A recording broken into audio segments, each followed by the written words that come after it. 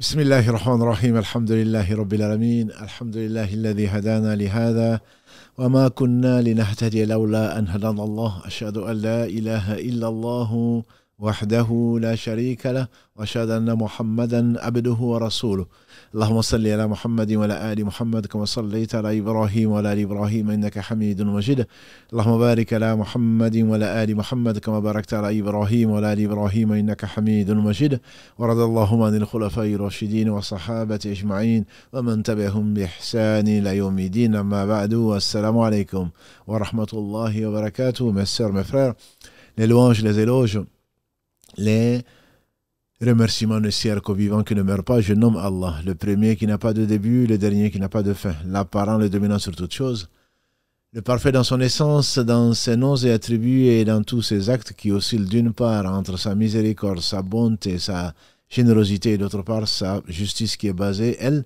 sur son omniscience et sur sa sagesse. Nous le louons, nous revenons vers les repentants, nous lui demandons protection contre les conséquences de nos péchés et lui seul en sait le nombre et les tendances de l'âme, et l'âme certainement ordonne le mal, hormis celle à qui Allah fait miséricorde.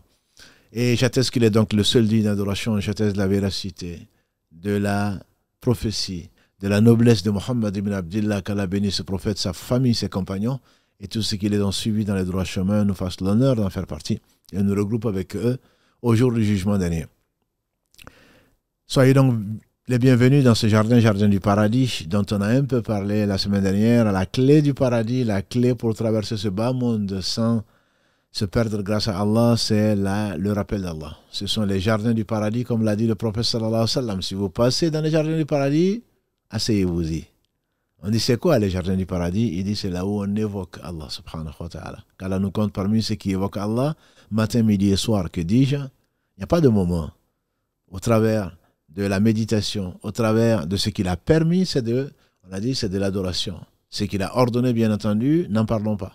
L'adoration n'est pas seulement, comme on a vu, c'est que Allah ordonne ou c'est que délaisser ce qu'il interdit. L'adoration, on le fait dire à mieux que moi, c'est tous les actes du cœur, de la langue et des membres dont Allah subhanahu wa ta'ala est satisfait et qu'il agrée. Donc à partir de ce moment, le manger devient de l'adoration si on pense, on remercie Allah pour ce qu'il nous a apporté et tout bien vient de lui, subhanahu wa ta'ala. Tous les bienfaits. Mama bikum min ni'matin fa min Allah, on l'a souvent récité, ce verset 53 de la sourate 16. Il n'y a pas de bienfaits apparents ou cachés qui ne viennent pas d'Allah, subhanahu wa ta'ala. Donc le fait de le remercier, manger, remercier Allah, ça le satisfait, bien qu'il n'ait besoin de rien. Dormir, se réveiller, remercier Allah, ça le satisfait. Sourire, ça le satisfait. Aider les autres, ça le satisfait. Remercier Allah par son cœur, par sa langue, par ses membres, c'est ce pourquoi nous avons été créés. N'est-ce pas? Allah dit subhanahu wa ta'ala dans la sourate 51, Al-Dhariyat, verset 56, « Wa ma khalaqtu al-jinna wal-insa illa liya'budun » Je n'ai créé les djinns et les hommes qu'afin qu'ils m'adorent. C'est pour cela, pour introduire notre sujet aujourd'hui, on a dit, c'est la résurrection avant l'heure. Ça peut paraître assez curieux comme titre, mais en réalité, c'est à deux titres que le titre est valable. À deux titres. Je n'ai créé les djinns et les hommes qu'afin qu'ils m'adorent. Nous n'avons pas été créés pour pécher. Or, comme l'a dit le prophète sallallahu alayhi wa sallam, tous les fils d'Adam sont soumis à l'erreur. Où sont les pécheurs? Les meilleurs d'entre eux, c'est ceux qui reviennent vers Allah repentants. Donc nous n'avons pas été créés pour faire des péchés. Nous avons été créés pour que nos actes du cœur, de la langue et des membres soient agréés par Allah subhanahu wa ta'ala. C'est tout à fait le contraire du péché. Et donc c'est ce qui oblige, c'est ce qui nous oblige à revenir vers Allah subhanahu wa ta'ala repentant. Il l'ordonne aux gens meilleurs que nous.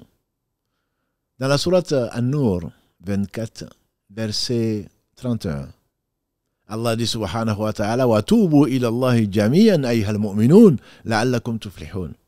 Et revenez vers Allah repentant tous, revenez tous vers Allah repentant, ô vous les croyants. C'est Allah qui les appelle les croyants, afin que vous réussissez.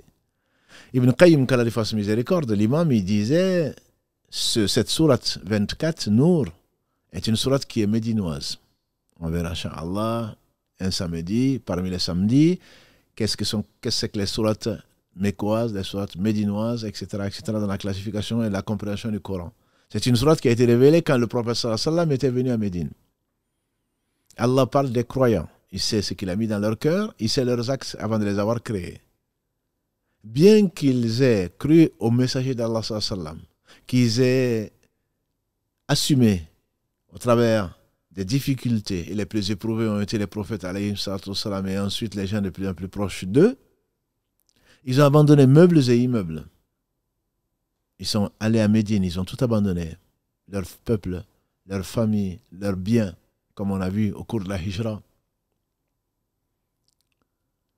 Ils ont donné leur vie, puisqu'on les a provoqués à Badr et ensuite à Uhud. Certains, dont 70 martyrs, reposent au pied de la montagne Uhud.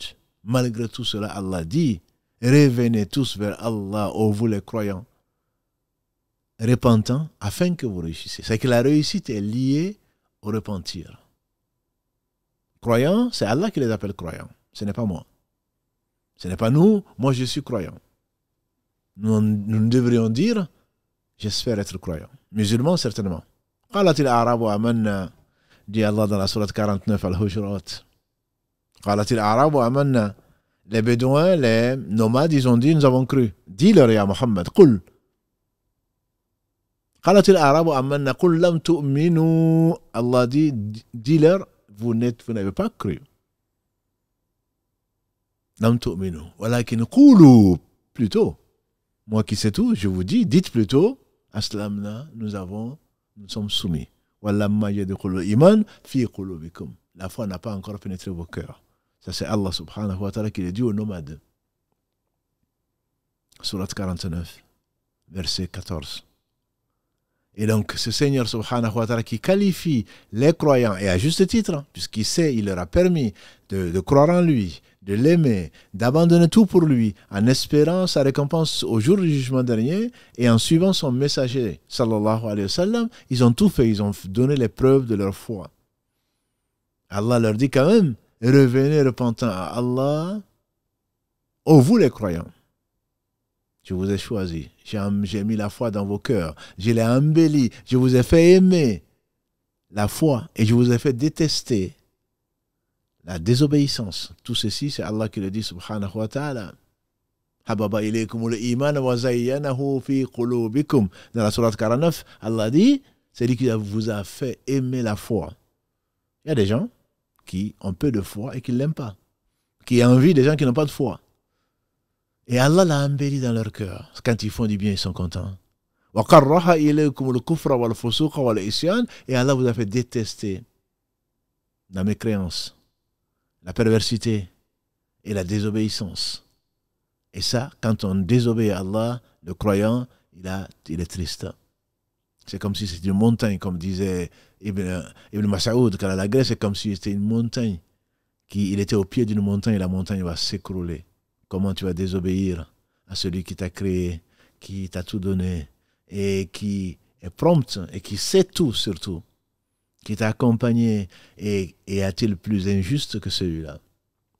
Y a-t-il plus ingrat que celui à qui on donne et qui l'utilise pour désobéir à son Seigneur subhanahu wa ta'ala? Et Allah dit, revenez tous repentants à Allah. Vous les croyants, vous êtes croyants parce que c'est moi qui ai voulu que vous soyez croyants. Vous n'êtes pas croyants parce que vous le voulez. Vous n'êtes pas croyants parce que vous êtes prétentieux. Vous êtes croyants parce que je vous ai effectivement donné ce que je donne aux gens que j'aime. Je l'ai embelli dans vos cœurs. Et je vous ai fait aimer la foi. Vous devenez des croyants. Et je vous ai fait détester le contraire. La mécréance, la perversion, la désobéissance. Et donc, le prophète sallam va bien entendu dans le même sens. Dans un hadith que vous connaissez certainement, quand il dit Ayuha nasu, ô vous les gens, tubu ilallahi wastaghfiru. Ô vous les gens, humains, revenez vers Allah, repentant et demandez-lui pardon. Revenez vers Allah, repentant et demandez-lui pardon. Wallahi, disait-il, alayhi salatu salam, je jure par Allah que je reviens vers Allah, repentant, je lui demande pardon 100 fois par jour, dans la version de l'imam Muslim, qu'Allah lui fasse miséricorde. Dans celle de son maître, l'un de ses enseignants, al-Bukhari, qu'Allah lui fasse tous miséricorde, il dit plus de 70 fois. Les deux, bien entendu, n'étant pas contradictoires.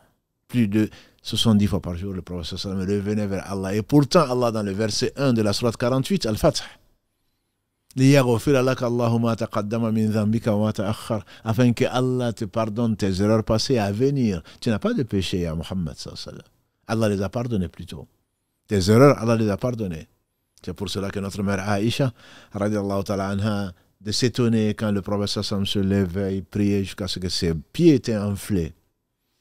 Donc quand on prie 10 minutes, on est très content. 30, alors là, exceptionnellement, parce on sent vraiment le besoin d'Allah. Lui, il priait jusqu'à ce que ses pieds étaient enflés. Elle dit à Rasulallah, pourquoi tu te donnes autant de mal alors qu'Allah t'a pardonné ce que tu as pu faire comme erreur, passer et venir, faisant allusion à ce verset 1 de la sourate 48. Qu'est-ce qu'il lui répond, alayhi salatu salam? Ah oui, bien sûr. Non, il dit, Ya Aïcha, est-ce que tu ne veux pas que je sois un serviteur très reconnaissant? Abdan Shakur, un serviteur, un esclave d'Allah, très reconnaissant. En effet, Allah subhanahu wa ta'ala, dans la sourate 82, Takwir, dans le verset 6, Allah dit, Ya ayyuhal insanu, ma gharraka bi rabbika al-karim. Ô homme, qu'est-ce qui t'a trompé à propos de ton Seigneur? يا أيها الإنسان ما غرك بربك الكريم الذي خلقك فسواك فعدلك في أي صورة ما شاء ركبك. Celui qui t'a créé, qui t'a façonné de la meilleure façon. De quelle façon? Il t'a donné à manger, à boire, il t'a fait exister, il t'a fait subsister, il t'a comblé de tous ses bienfaits apparents et cachés sont encore plus nombreux qu'apparents. Et tu oses désobéir à Allah subhanahu wa ta'ala. Et il y a un sage qui disait, les bienfaits d'Allah, c'est que nous devons à Allah, c'est tellement nombreux, nos manquements sont tellement nombreux que le fait de demander pardon est une obligation. C'est une obligation.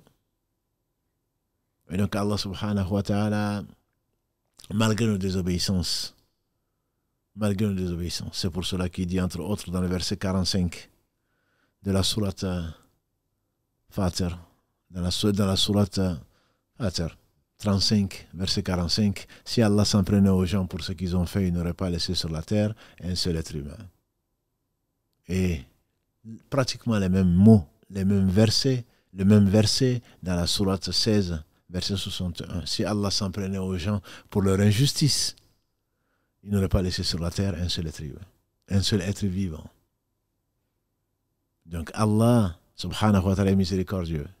Quand il a créé, comme l'a dit le prophète sallam, il a fait inscrire sur son trône, ma miséricorde précède ma colère. C'est pour cela que c'est que Allah, subhanahu wa ta'ala, promet, sa promesse est vraie, sa promesse se réalise. Quant à sa menace, elle peut ne pas se réaliser. Ibn Qayyim nous donne un exemple très beau, je trouve. Et le prophète sallam disait, Allah est plus miséricordieux qu'une mère. Une mère qui se respecte, bien sûr. Et Allah seul sait ce que nous devons à Allah, puis à nos pères et mères, surtout à nos mères. Qu'Allah les bénisse, qu'Allah leur pardonne. Il donne l'exemple d'un enfant qui désobéit à sa mère. La mère qui revient, qui le reprend, qui l'avertit. Et n'empêche l'enfant d'en faire qu'à sa tête. La mère le met dehors et referme la porte. L'enfant va faire un tour. Cherchant où dormir, ne trouve pas. Cherchant à être consolé, ne trouve pas. Alors l'enfant vient taper pour entrer dans la porte et on ne lui ouvre pas. L'enfant se couche sur le seuil de la porte, se met à pleurer jusqu'à dormir. Sa maman qui n'arrive pas à dormir ouvre la porte pour voir qu'est-ce qu'est devenu cet enfant. Est-il revenu? Et trouve l'enfant en train de dormir au seuil de la porte. Il le prend dans ses bras. Oh mon petit, tu m'as obligé à te mettre dehors et pourtant je t'aime tant. Allah est plus généreux, bien sûr, plus miséricordieux qu'une mère. Sa miséricorde l'emporte sur la colère. Alors nous désobéissons à Allah matin, midi et soir et Allah ne cesse pas de revenir vers nous, comme l'a dit le prophète sallallahu alayhi wa sallam. Allah tend la main, sa main bénie subhanahu wa ta'ala, Le jour pour pardonner aux pécheurs de la nuit. Et la nuit pour pardonner aux pécheurs de jour, jusqu'à ce que le soleil se lève de son occident, c'est-à-dire un des 10 signes de la fin du monde, ou dans une version, rapportée tous les deux par Muslim, jusqu'à ce que l'âme atteigne le gosier, c'est-à-dire avant de rencontrer l'ange de la mort. Parce que Pharaon en sait quelque chose, il est dans l'enfer. Il est dans l'enfer, dans le châtiment de la tombe, sourate 40, verset 46. Un des versets qui prouve le châtiment de la mort, le châtiment de la tombe pour ceux qui en doutent. Et il risque de le goûter. Châtiment de la tombe. Pharaon, matin et soir, dit Allah subhanahu wa ta'ala en substance, exposer Pharaon au feu. Et le jour, du jugement dernier, on va l'exposer à un feu beaucoup plus ardent. Et donc Allah te rappelle, Allah est patient. Tu lui désobéis matin, midi et soir. Et pourtant, il t'invite à revenir vers lui repentant. Allah est plus content, a dit le prophète sallallahu alayhi wa sallam, du repentir de son serviteur, qui s'est égaré tout seul. Allah lui a montré la voie droite, il s'est égaré, et Allah est plus content du retour de son serviteur qu'un homme qui avait une monture dans plein désert, il était tout seul. En plein désert, il a mis tout sur la monture, son manger, son boire, tout ce dont il a besoin. Et voilà que la monture s'enfuit. La monture s'enfuit et l'homme n'attend que la mort. Il n'a ni à manger, ni à boire, ni quoi que ce soit. Et voilà qu'il attend la mort et Allah l'enveloppe, sa miséricorde infinie. Le connaître, c'est l'aimer. Sa miséricorde infinie, Allah l'enveloppe pour qu'il ne souffre pas de sommeil. Le sommeil l'empêchant de stresser en attendant l'ange de la mort. Qu'est-ce qu'il est généreux, notre Seigneur. Allah lui envoie le sommeil pour qu'il ne souffre pas. Il rouvre les yeux, qu'est-ce qu'il voit? L'ange de la mort? Non. Qu'est-ce qu'il rencontre? Il voit la monture devant lui avec toutes ses provisions. Tellement content, il a fait un lapsus lingué. Il a dit, oh Allah, je suis ton Dieu et tu es mon serviteur. Et le prophète sallam en a souri. Bien sûr, c'est une erreur de langage. Il n'a pas fait exprès. Au lieu de dire, oh Allah, tu es mon Seigneur. C'est sur toi que je peux compter et je suis ton serviteur. Il a dit, je suis ton Seigneur et tu es mon serviteur. Tellement il était content de retrouver la vie, de retrouver sa monture. Et Allah est plus content et il n'a besoin de rien, surtout pas de cet homme. Allah est plus content du retour de son serviteur qui a nagé dans sa désobéissance plus que cet homme qui a retrouvé la vie en retrouvant sa monture. Et Allah le confirme sans rentrer dans ce détail de cet exemple qu'a donné le prophète sallallahu alayhi wa sallam, c'est le meilleur des exemples. Il a dit dans la sourate Al-Baqarah, verset 222.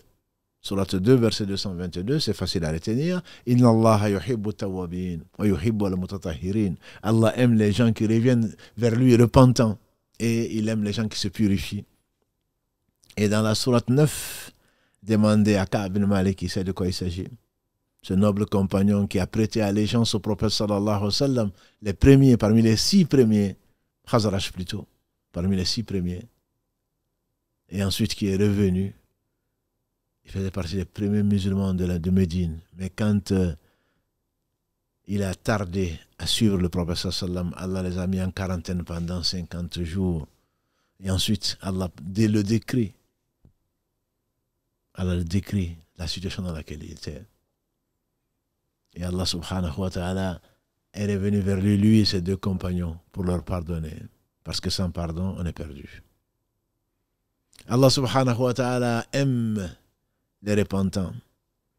C'est pour cela que Adam alayhi salam, quand il a désobéi à Allah parce qu'il a oublié, parce que notre ennemi juré, qui est Satan, a promis à Allah, comme on a vu dans différents épisodes, il a promis à Allah de nous amener tous en enfer, entre autres versets 16 et 17 de la sourate Al-A'raf, sourate 7. Il a promis à Allah de nous amener tous en enfer. Allah dit, sauf mes serviteurs. Il a dit, tu trouveras très peu de tes serviteurs reconnaissants. Allah dit, sauf mes serviteurs élus, qu'Allah nous compte parmi ceux-là. Adam a désobéi à Allah. Allah l'a sanctionné pour son bien, pour notre bien. Et il s'est retrouvé sur la terre avec nous, avec Adam. Et Allah lui a inspiré ce qu'il aime. Allah lui a inspiré le repentir, la demande de repentir. Et il a dit avec son épouse, Ève, dans le verset 23 de la même sourate A'raf, Rabbana, les 2, ربنا ظلمنا أنفسنا وإن لم تغفر لنا وترحمنا لنكونن من الخاسرين. Seigneur, Seigneur. Rabbana, notre Seigneur. ظلمنا أنفسنا, on s'est fait outragement tort. À nous-mêmes, on s'est fait tort. Et si tu ne nous fais pas miséricorde, si tu ne nous pardonnes pas, on sera partie des perdants. Or, ce qu'il faut savoir, c'est que le pardon d'Allah, le fait qu'on revienne vers Allah, c'est grâce à Allah. C'est pour cela que je parle de Ka'b bin Malik, Kanalagré, Murara et Hilal, les trois croyants qui avaient fait défection au prophète sallam quand il est parti à Tabouk. Allah les a éprouvés. Et ensuite, Allah dit, Allah est revenu vers eux pour qu'ils puissent revenir vers lui. Ça dit que c'est Allah le premier. C'est Allah qui te permet de revenir. C'est Allah qui te permet de regretter ce que tu as fait. Et Adam et Ève vont regretter. Quant à Satan, il a désobéi à Allah, il n'a pas regretté, et il est en enfer pour l'éternité. Il sera en enfer pour l'éternité, puisque là, il ne dort pas. Il veut nous amener tous en enfer avec lui, qu'Allah nous en préserve.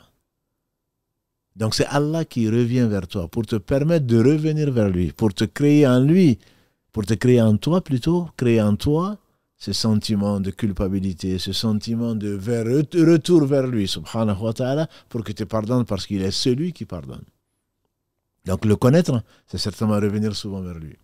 Et les prophètes étaient ceux qui le connaissaient le mieux.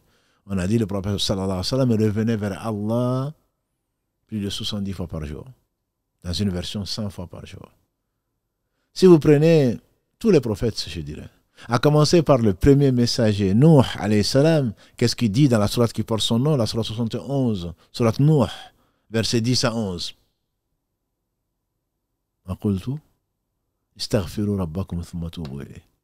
Il a dit à son peuple, le premier peuple qui a, après Adam, le premier peuple à qui un messager a été envoyé pour leur rappeler qu'Allah seul mérite l'adoration et que le pire des péchés, c'est l'association.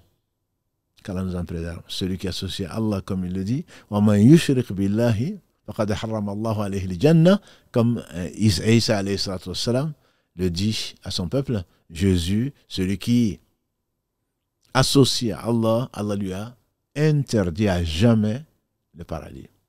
Et Allah dit, Inna Allah la yaghfiru an yushraka bihi wa yaghfiru ma duna dhalika liman yasha. Allah ne pardonne pas qu'on lui associe. Mais en dehors de ça, il pardonne à qui il veut. Sourate 4, les femmes, verset 48 et verset 116. Le même verset. Et tous les prophètes ont été envoyés pour cela, justement. Allah le dit, entre autres, dans la sourate 16, verset 36. Il le dit également dans la sourate 21, qui est la sourate des prophètes, verset 25. On n'a pas envoyé avant toi, ô Mohammed, un prophète avant de lui dire, adorez Allah et fuyez les fausses divinités. Donc Allah subhanahu wa ta'ala a interdit ce qu'il a interdit, mais ceux qui sont revenus repentants, Allah leur a pardonné. Allah leur a pardonné, quels que soient les péchés. Les compagnons du prophète, comme nombre d'entre eux, ont associé Allah, bien entendu, avant qu'ils ne croient en Allah. Allah leur a pardonné, il les a choisis. C'est les meilleurs des hommes que la terre a portés. Quel que soit ce que tu as fait, mon frère, quel que soit ce que tu as fait, ma soeur, Allah est pardonneur, il faut le savoir. Mais avant qu'il ne soit trop tard. Avant qu'il ne soit trop tard. Allah dit dans la sourate 39, Az-Zumar, verset 53, قُلْ يَا عِبَادِيَ الَّذِينَ أَسْرَفُوا عَلَى أَنفُسِهِمْ لَا تَقْنَطُوا مِنْ رَحْمَةِ اللَّهِ إِنَّ اللَّهَ يَغْفِرُ الذُّنُوبَ جَمِيعًا إِنَّهُ هُوَ الْغَفُورُ الرَّحِيمُ. Dis-leur, ya Muhammad, dis-leur, ô mes serviteurs qui se sont fait outragement tort, jamais ne désespérez de la miséricorde d'Allah. Allah pardonne tous les péchés. Inna Allah yaghfiru dhunuba jami'a. Allah pardonne tous les péchés. Innahu huwal ghafurur rahim. Il est le pardonneur, le miséricordieux. Mais ensuite, ça c'est le verset 53. Dans le verset 54, wa anibu ila rabbikum wa aslimu la. Anibu, la inaba, c'est le retour vers Allah, avec le repentir. Wa anibu ila rabbikum, mais revenez vers votre Seigneur. Wa aslimu la, et soumettez-vous à lui, avant que le châtiment n'arrive.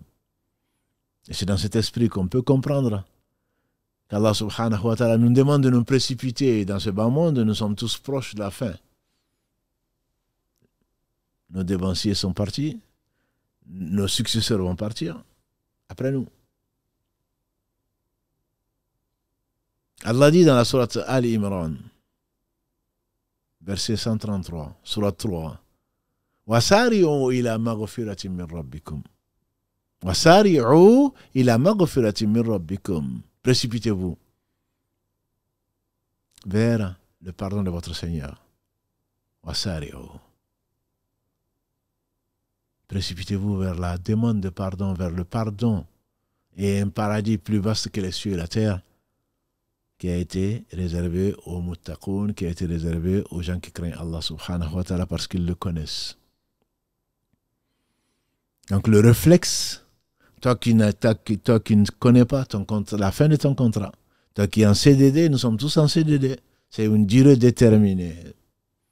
Aucun d'entre nous, même si nous signons nos contrats en CDI, un contrat à durée indéterminée, tu peux l'appeler indéterminé si tu veux, mais il est déterminé, Allah le sait, pour toi il est indéterminé, mais pour Allah il est déterminé. Et il se peut que ce contrat s'arrête ce soir, il se peut qu'il s'arrête dans 10 ans, dans 100 ans peut-être. Mais ce contrat il va s'arrêter. Et donc, comme dit le proverbe, celui qui veut arriver, il part de nuit, il n'attend pas demain. وَعَنِيبُوا إِلَى رَبِّكُمْ وَأَسْلِمُوا لَهُ. Revenez, revenez, revenez, repentez à votre Seigneur et soumettez-vous à ce qu'il vous a ordonné. Et donc se repentir, c'est ce qui doit être, ce qui est l'urgence permanente. Je dirais l'urgence la plus constante. Parce que les savants disent que la repentance en réalité, c'est le début, c'est le milieu, c'est la fin. La repentance, le repentir, c'est le début. Une fois que Allah te réveille comme tu dormais, tu nageais dans les péchés, comment peux-tu le faire? Comment oses-tu? Comment peux-tu être aussi ingrat? Comment peux-tu être aussi insouciant alors que la mort est à tes trousses? Comment tu peux être aussi ingrat pour celui qui t'a créé, qui t'a tout donné, qui s'il voulait ne t'aurait rien donné, s'il veut, il peut l'arrêter quand il veut. Alors tu as pris cette vie d'ici-bas comme une fin en soi. Tu crois que tu as été créé pour t'amuser, pour peupler la terre, pour jouir? Non. Tu as été créé pour adorer Allah subhanahu wa ta'ala. Tu n'as pas été créé pour autre chose. Allah est trop élevé subhanahu wa ta'ala pour t'avoir créé pour rien. أفحسبتم أنما خلقناكم عبثا وأنكم إلينا لا ترجعون. Pensez-vous qu'on vous a créé comme ça en vain et que vous n'allez pas revenir vers nous? Les derniers versets de la sourate 23, Al-Mu'minun. Alors, tu n'as pas été créé pour cela. Tu as été créé pour œuvrer dans ce bas monde. Et donc, le retour vers Allah subhanahu wa ta'ala n'attend pas que tu meurs. C'est pour cela que tu dois revenir vers Allah subhanahu wa ta'ala qui pardonne tous les péchés, nous avons vu. Allah pardonne tous les péchés. Et ce pardon a des conditions, bien sûr. Mais un autre exemple que je vais te donner, Allah pardonne les péchés. Abu Saïd al-Khudri, qu'Allah l'agrée dans ce qui a été rapporté par Al-Bukhari et Muslim, mais certainement Tirmidhi, qu'Allah leur fasse miséricorde, qu'il y a un homme qui a tué 99 personnes. Tué 99 personnes. Et tuer une seule personne sans raison, dit Allah, c'est pour cela qu'on a prescrit aux fils d'Israël, celui qui tue une âme sans raison, c'est comme s'il avait tué l'humanité entière. Verset 32 de la sourate 5. Celui qui a tué quelqu'un sans raison, c'est comme s'il avait tué toute l'humanité. Et celui qui sauve, c'est Allah qui sauve bien sûr, celui qui sauve une âme, c'est comme s'il avait sauvé l'humanité entière. Celui-là en a tué 99. Néanmoins, jamais désespéré de la miséricorde d'Allah. Allah lui a injecté cet état de repentance, ce réveil. C'est comme s'il dormait. Tu as tué parce que tu étais inconscient, insouciant. Ne sais-tu pas que Allah te voit? Ne sais-tu pas que tu vas revenir à lui et qu'il est juste, qu'il a interdit l'injustice? À prendre la vie de quelqu'un sans raison, très certainement, tu vas le payer. Celui qui tue un croyant, muta'ammidan, de façon volontaire, Allah le condamne à l'enfer pour l'éternité. Il en a tué lui 99. Néanmoins, Allah lui injecte Cette repentance qui est le début s'est réveillée. C'est comme s'il n'existait pas avant. Mais comment se fait-il que je nage dans les péchés? Il demande qui est le meilleur connaisseur d'Allah. On lui a indiqué quelqu'un qui faisait ses prières, qui était à la mosquée, entre guillemets, dans une synagogue peut-être. Il va lui demander, j'ai tué 100 personnes et 99 personnes. Est-ce qu'Allah va me pardonner? Il a dit non. Sa connaissance, sa science étant limitée. 99, c'est trop. Si celui qui tue quelqu'un sans raison, c'est comme s'il avait tué l'humanité entière. Toi, tu tues 100 fois l'humanité ou 99 fois l'humanité. Allah ne va pas te pardonner. Il s'est dit, alors, à quoi bon? À quoi bon le laisser vivre? Que je continue, que je nage dans mes péchés. Ça, c'est Satan, ça. Une fois qu'il t'a poussé, à la faute, ça devient le remords. Si je savais, et ceci et cela. Et il va lui insuffler maintenant, la faute est trop grave. De toute façon, à quoi bon t'arrêter là? De toute façon, tu n'auras pas la miséricorde d'Allah. C'est l'un des plus grands péchés, désespérer de la miséricorde d'Allah. Jamais il ne faut désespérer de la miséricorde d'Allah. Donc il a tué. À quoi bon s'arrêter à 99? On complète à 100. Il a tué 100 personnes. Néanmoins, Allah dans sa miséricorde, le patient, le miséricordieux par essence et par excellence, lui injecte à nouveau le désir de revenir vers lui. Le désir de revenir vers lui. Il va demander qui est le plus savant sur la terre. On va lui montrer un homme de science qui va aller voir, j'ai tué 100 personnes. Est-ce que Allah peut me pardonner? Il lui répond, mais bien sûr. Allah peut te pardonner. Mais quitte cet endroit où tu es connu comme un serial killer, quelqu'un que personne n'aime, entre guillemets, tout le monde le craint parce que tu as tué plusieurs personnes, va dans un endroit, et c'est ça le repentir. Quitte là où tu es, quitte le péché pour aller vers un endroit où tu vas faire du bien avec les gens qui font du bien. Parce que la compagnie est si importante. La compagnie est si importante. Et il va, vous imaginez, avant d'arriver à l'endroit où il voulait aller, il est mort. Et les anges de l'enfer descendent à juste titre pour amener son âme en enfer. On n'a pas le temps de parler et on a fait toute une série sur la mort ou la vie après la mort.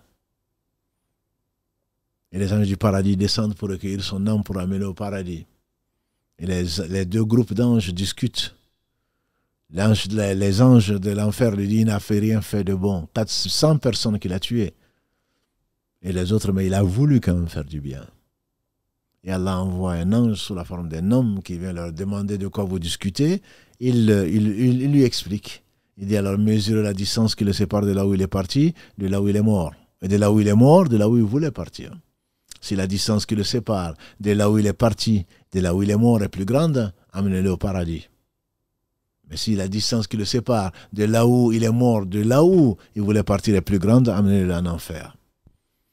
Plusieurs versions de ce hadith, celle que je préfère, c'est qu'Allah a ordonné à la terre où il est parti de s'éloigner un tout petit peu pour qu'elle soit un peu plus grande.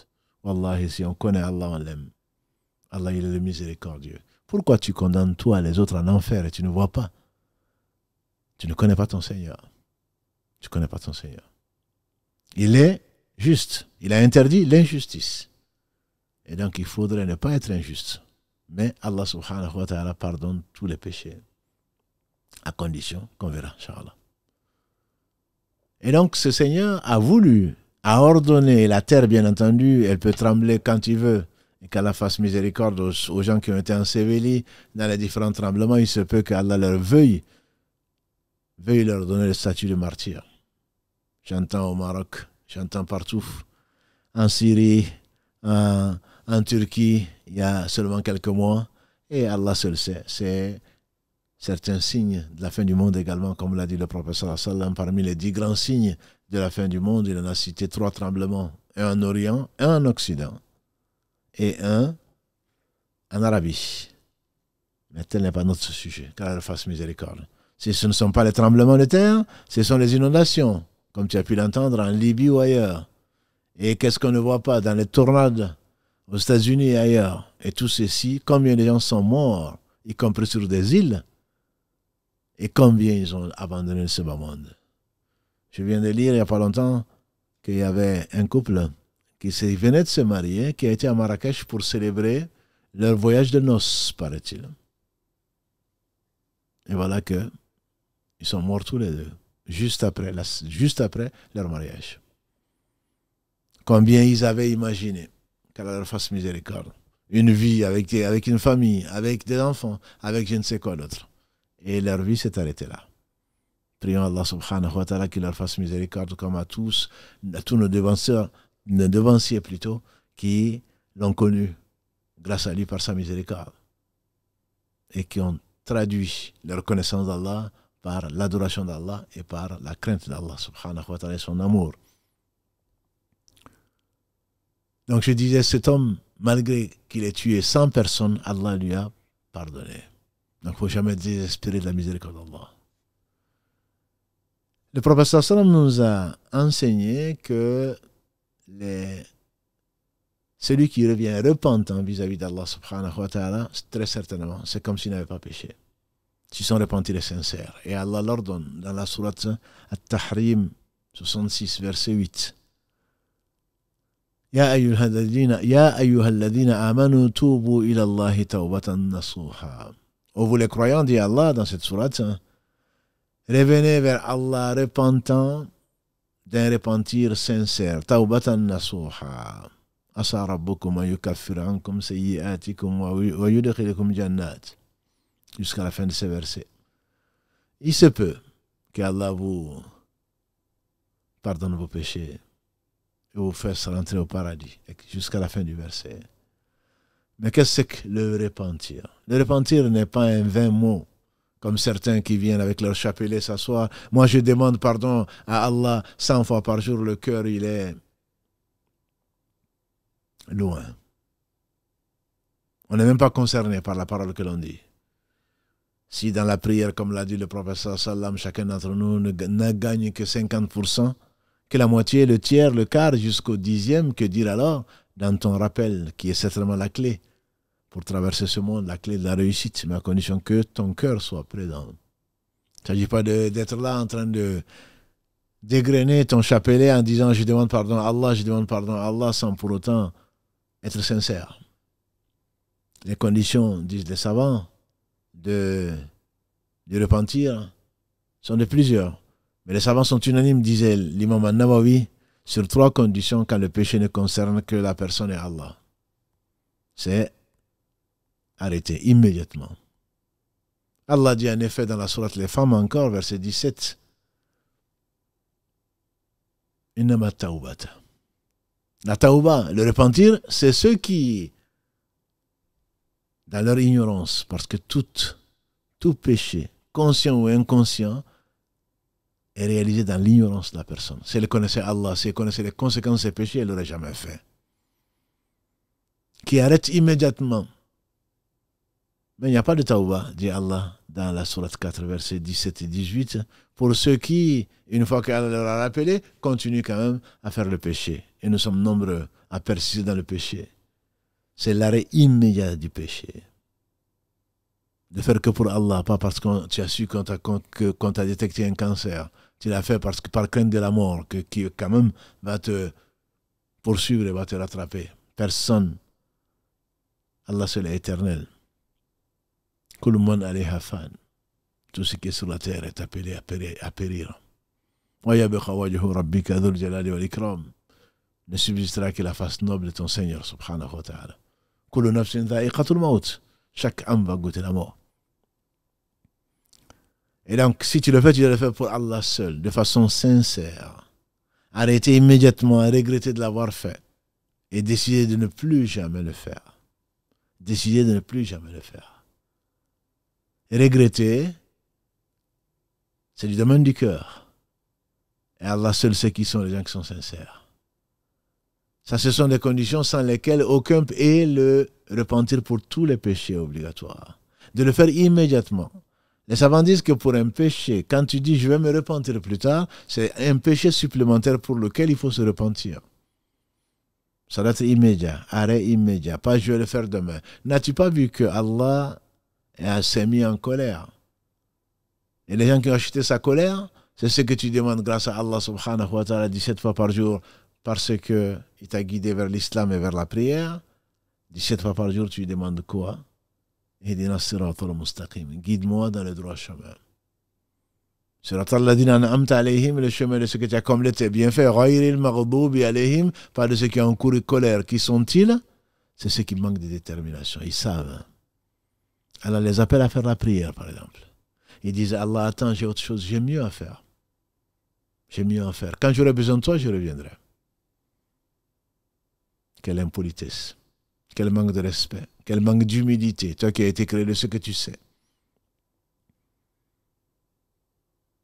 Ou alors de ceux qui sont ignorants et qui pensent être dans la vérité. Donc on dit que le repentir, c'est revenir au droit chemin, la nature originelle. C'est pourquoi tu as été créé.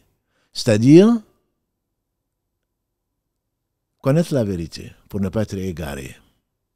Combien les gens ont perdu leurs énergies dans ce bas monde, pensant bien faire. Comme Allah le dit dans le verset 103, je crois, de la sourate 18.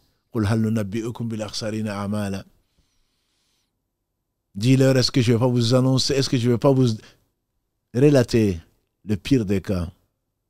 C'est le pire des actes.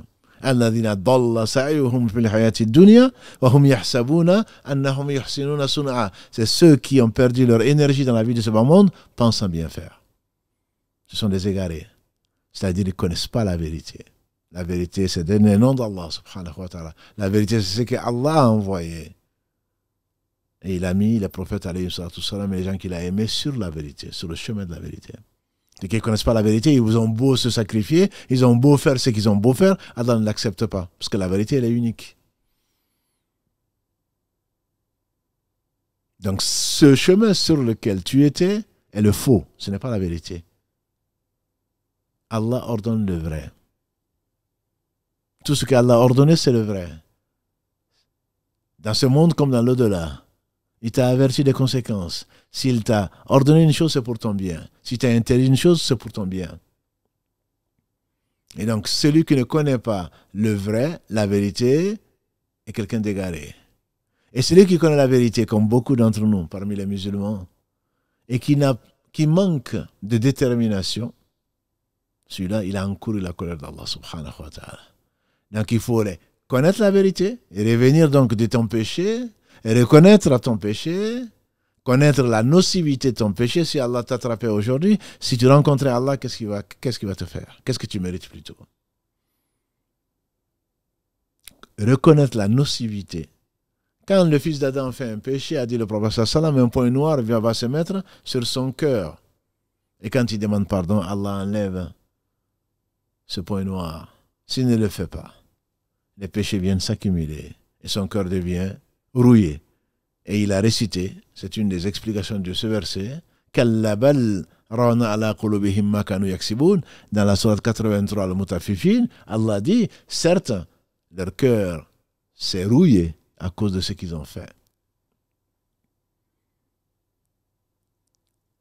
Et donc le fait de reconnaître le péché, la nocivité du péché, et de prendre le droit chemin fait partie donc des revenus à la nature originelle. Un cœur blanchi, un cœur. Parce que celui qui a fait un péché, sincèrement, après une taouba, après un repentir sincère, il n'y a pas de péché.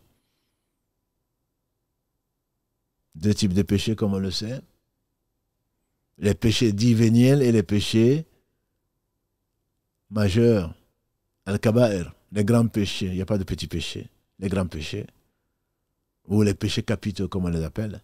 Dans l'Ancien Testament, on parle de 7, mais en réalité, on a demandé à Ibn Abbas, il y a combien, est-ce qu'il y a 7 grands péchés ou combien? Il dit c'est plus proche de 700. C'est plus proche de 700 péchés. Les grands péchés.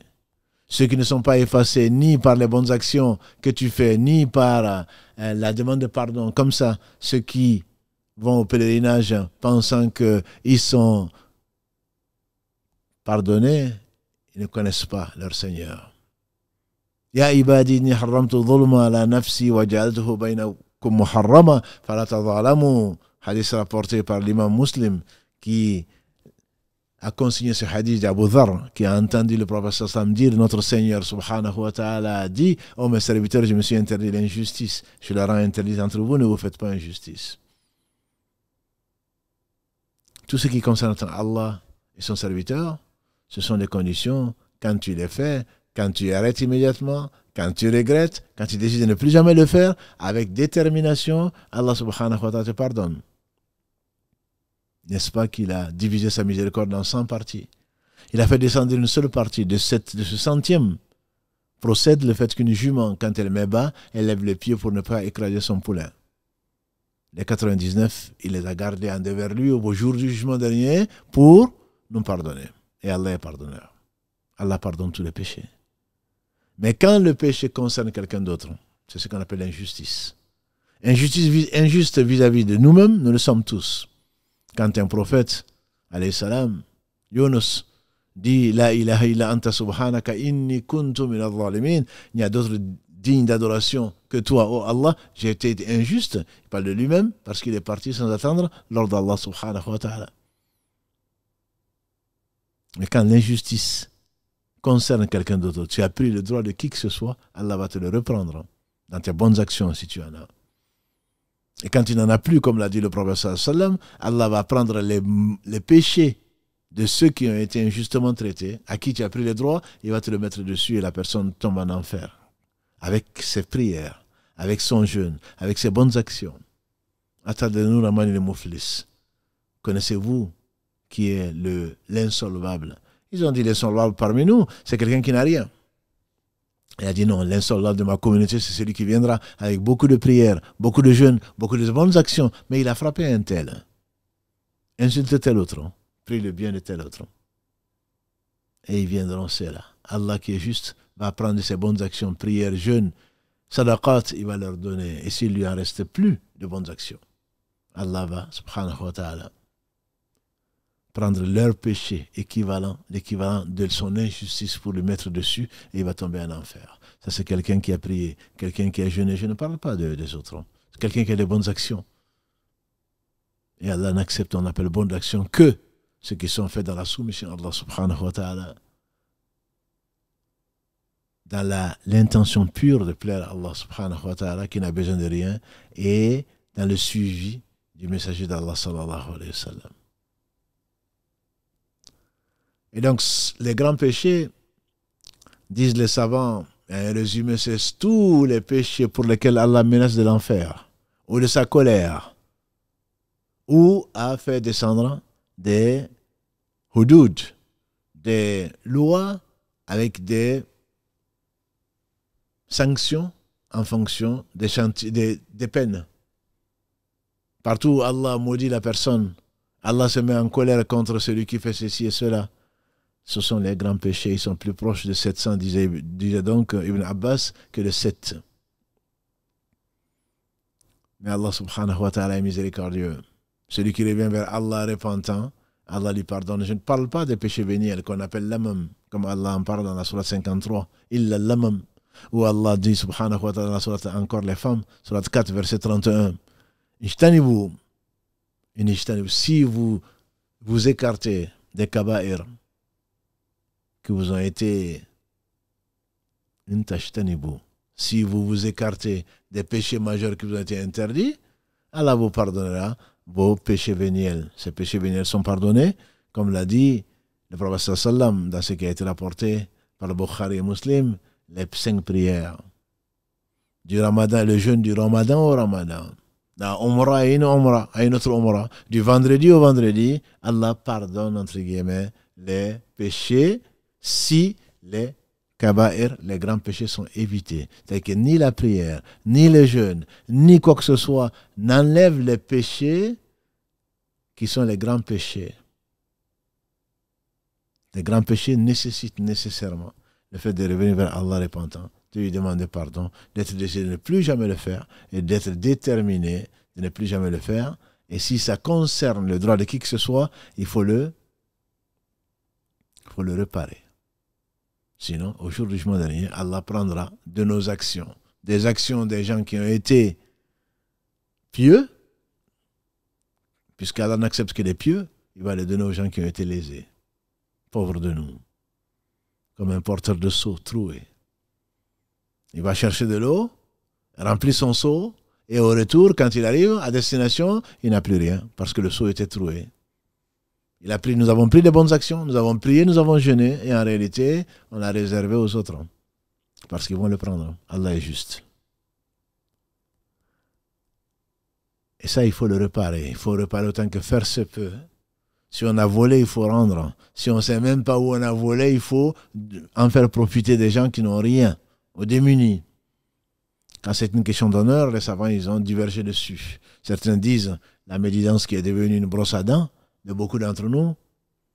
Très peu de gens sont exempts des mots de prononcer par la langue de façon injuste, comme la médisance, la calomnie et le reste, et le mensonge.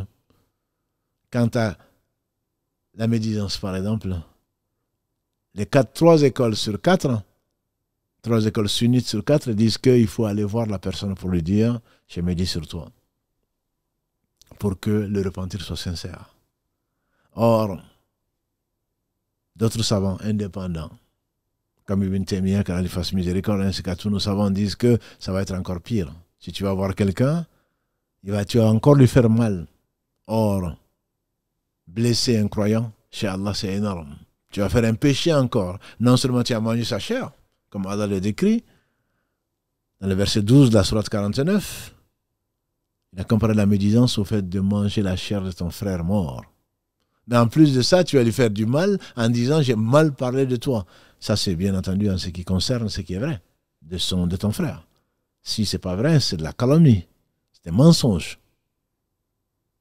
Lui conseille de se repentir, demander pardon sincèrement à Allah. Et nous sommes tous des pécheurs. Et ensuite, il demande de prier pour la personne. Il se peut qu'Allah accepte pour lui enlever des péchés. Et ensuite, il dit de dire du bien là où tu as dit du mal de cette personne. Ce sont des choses indispensables. Le Cheikh Uthaymin, qu'Allah lui fasse miséricorde, il dit qu'il faut que tu sois sincère, bien entendu, et que la chose, le repentir, tu le fasses avant que l'âme n'atteigne le gosier. Parce que quand l'âme atteint le gosier, il n'y a plus de tawbah. Demande à Pharaon. Une fois qu'il allait être noyé, c'est à ce moment qu'il a demandé, qu'il a reconnu qu'Allah seul mérite l'adoration, mais c'est trop tard. Les péchés mineurs sont ceux, donc, que l'on ne peut pas éviter, comme l'a dit le prophète sallam. Il a dit, il y a des péchés liés au fils d'Adam qu'il ne saurait éviter. Il parle de péché de fornication, que le fils d'Adam ne saurait éviter. Il dit la fornication des yeux, c'est le regard. La fornication des oreilles, c'est l'écoute. La fornication de la main, c'est le toucher. La fornication des pieds, c'est marcher dans la direction. Et le cœur, lui, il espère satisfaire, jouir de ce péché, mais c'est le sexe qui vient confirmer ou infirmer. Donc ça, ce sont les péchés qu'on appelle véniels, lamam, ou sayyi'at, dans la sourate 4, verset 31.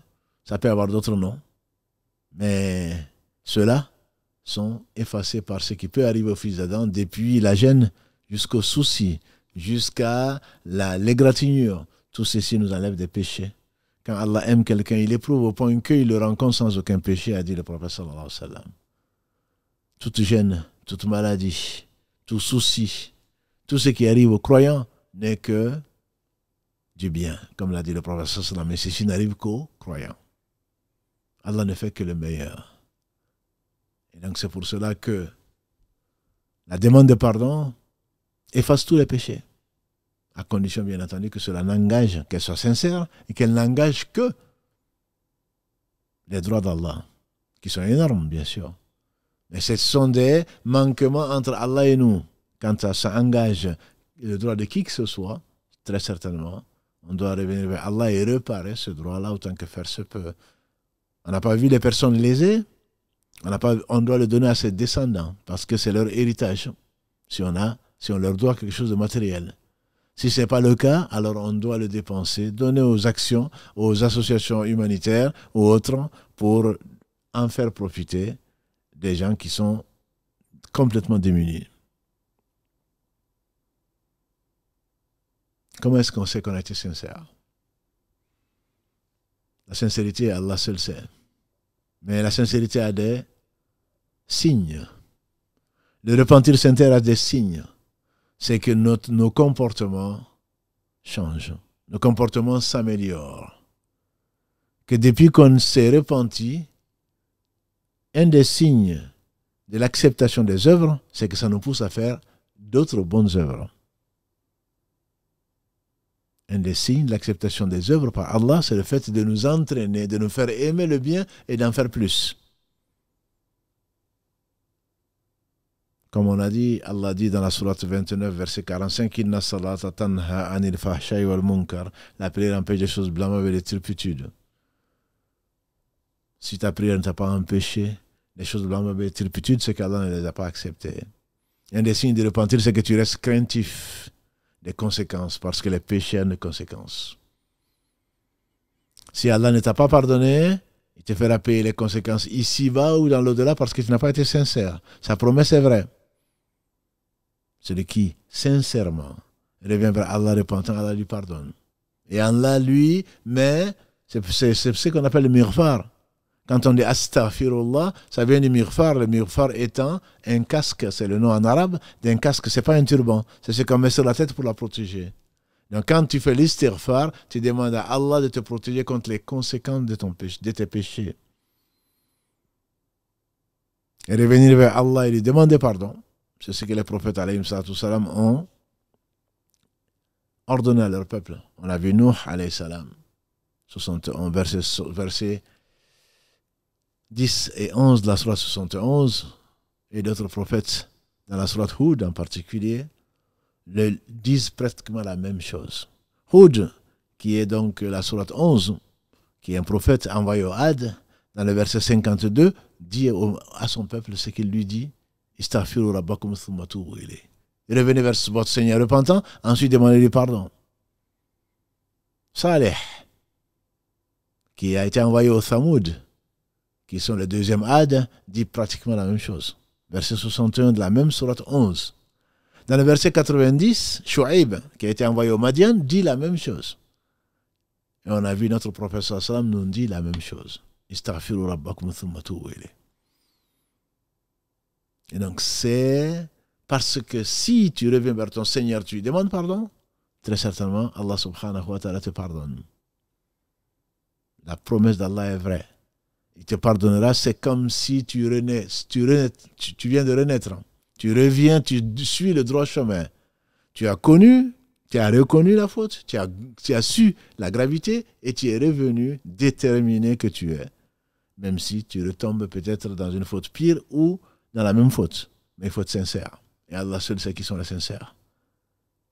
Des exemples merveilleux, notamment consignés dans le Sahih Muslim, d'après Bourayda. Vous connaissez très certainement les hadiths de cette femme qui a forniqué et finalement qui est venue donner sa vie pour que, par crainte d'Allah subhanahu wa ta'ala, la femme de Ghamid.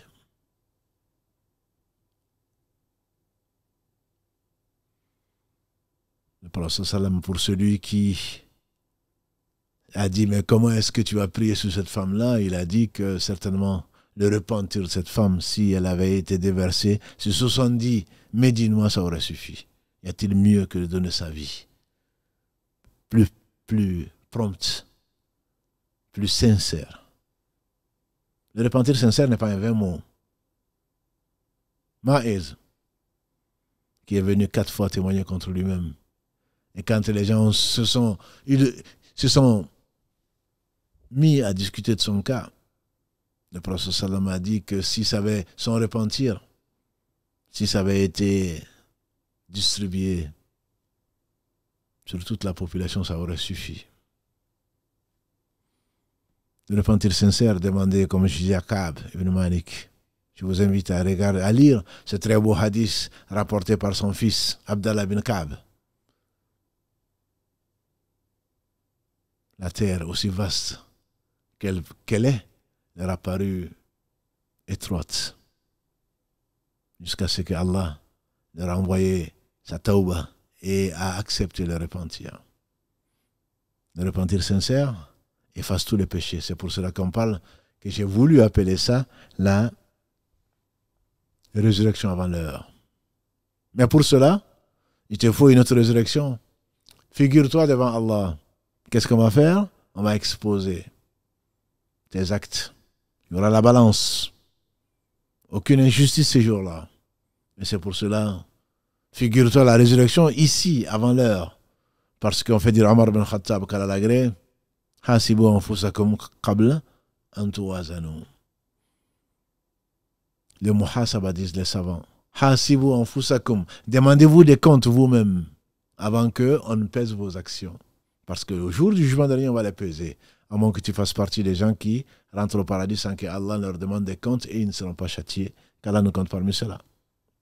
Si tu ne te poses pas des questions, très certainement demain on va te les poser.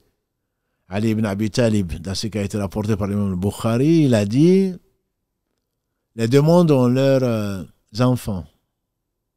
La vie d'ici-bas et la vie de l'au-delà. La vie de l'au-delà s'approche et la vie d'ici-bas s'en va. C'est une réalité. Soit des enfants de la vie de l'au-delà. Aujourd'hui, dit-il, c'est un jour où on œuvre et on n'est pas jugé, et demain on sera jugé sans pouvoir œuvrer. C'est pour cela que le jugement doit se faire et les meilleurs d'entre nous restaient tous les soirs. En tout cas, autant que Allah le voulait, en train de se juger eux-mêmes, qu'est-ce que tu as fait de ta journée? Qu'est-ce que tu as fait de ta nuit? Qu'est-ce que tu as fait au fils d'Adam? Omar ibn Khattab, quand il a été assassiné, il disait pauvre, quand Ibn Abbas est venu dire Ya Amir al-Mu'minin,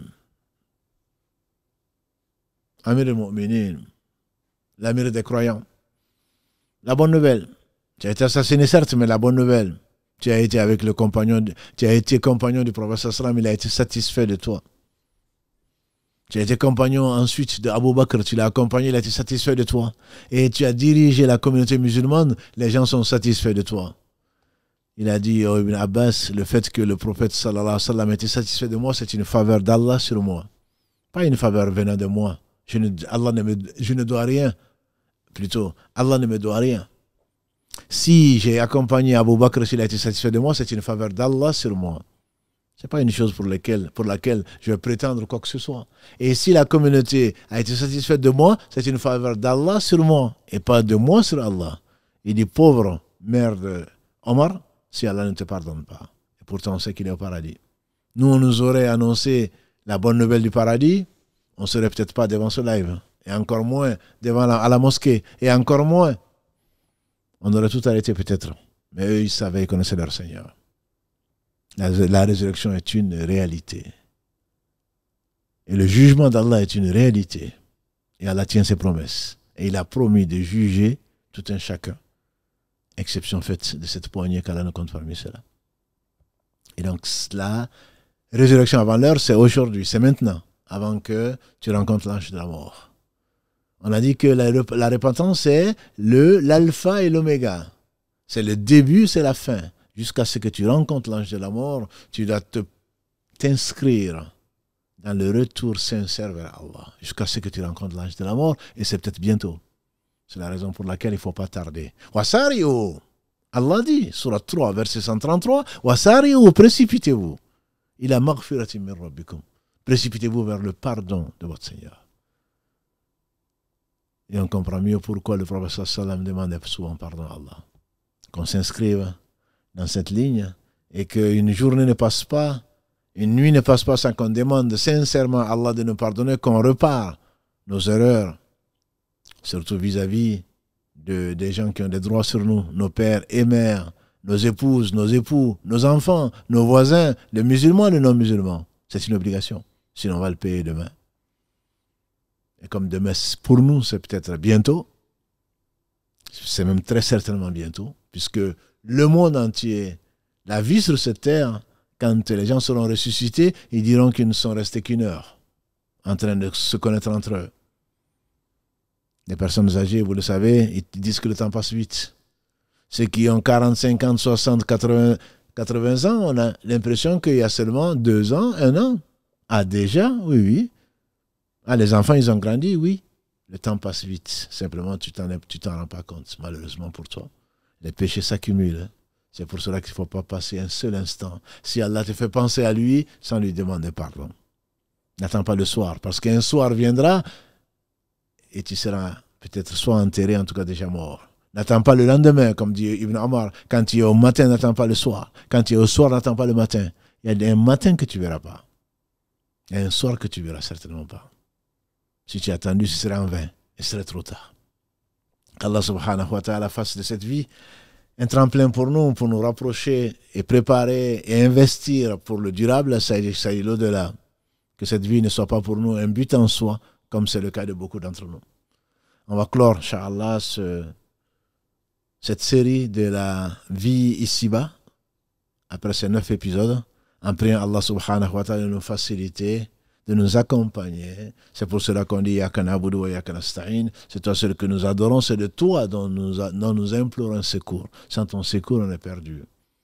Qu'Allah subhanahu wa ta'ala nous fasse profiter de cette vie et fasse quitter cette vie sans aucun péché, en tout cas, en ne devant à personne d'autre qu'à lui.